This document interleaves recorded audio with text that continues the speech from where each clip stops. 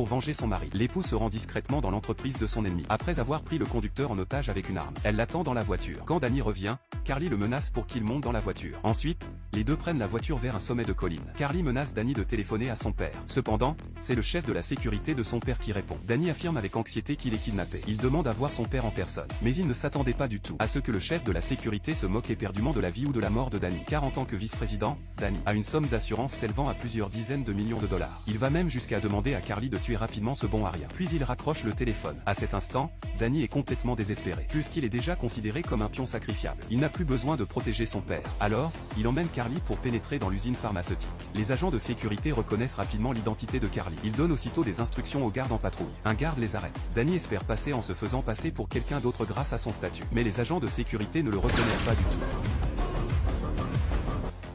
Le grand vacarme attire de nombreux gardes. Carly intervient fermement et le tue. Elle libère ensuite les ouvriers longtemps exploités. Puis elle jette une bombe dans chaque atelier. À ce moment-là, de nombreux gardes armés arrivent.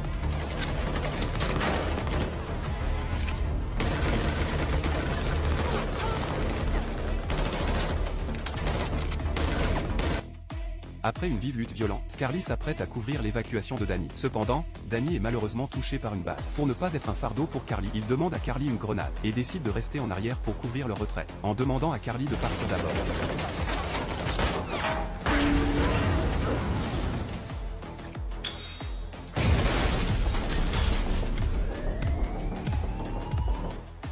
Ensuite, Carly place des centaines de kilos d'explosifs dans les salles de production pharmaceutique. Après l'explosion, Carly est projetée par la puissance. Quand il se réveille, il se trouve déjà dans un village voisin. Ce sont les ouvriers qu'il a sauvés qui l'ont secouru.